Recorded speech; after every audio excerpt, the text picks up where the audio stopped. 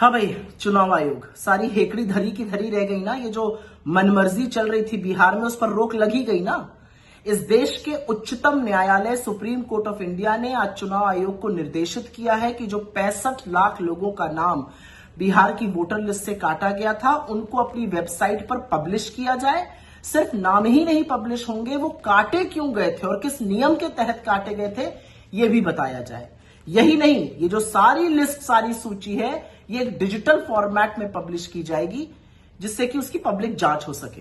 तो यही तो मांग रहे थे नेता प्रतिपक्ष राहुल गांधी, बार बार यही तो कह रहे थे कि साफ सुथरी वोटर लिस्ट के लिए डिजिटल फॉर्मेट जरूरी है, जिसका पब्लिक ऑडिट हो सके। सुप्रीम कोर्ट ने और भी एक आगे बढ़कर बात कही। सुप्रीम कोर्ट ने कहा कि आधार को मान्य दस्तावेजों की सूची में शामिल किया जाए। ये जो चुनाव आयोग है, ये बड़े दम्भ और अहंकार में भरकर इसी सुप्रीम कोर्ट के सामने कह चुका है और कह रहा था लगातार कि ना तो हम नाम सार्वजनिक करेंगे और ना ये बताएंगे कि किस नियम के तहत वो नाम काटे गए।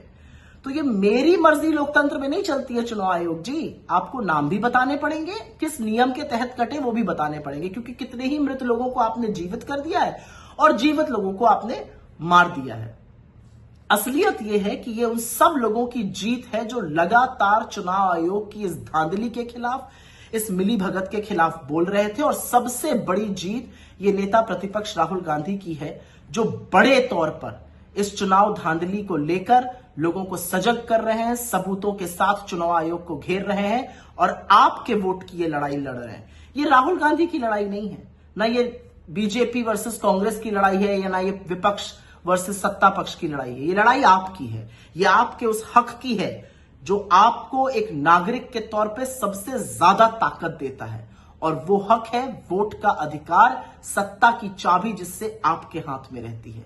उसके साथ धांधली की जा रही है, उसके साथ खिलवाड़ किया जा रहा है। इसलिए आज का सुप्रीम कोर्ट का यह निर्देश अत्यंत जरूरी हो जाता है कि जो 65 लाख लोग मनमर्जी से काट दिए गए थे, नाम तो आपको बताने पड़ेंगे और नियम भी दिखाने पड़ेंगे।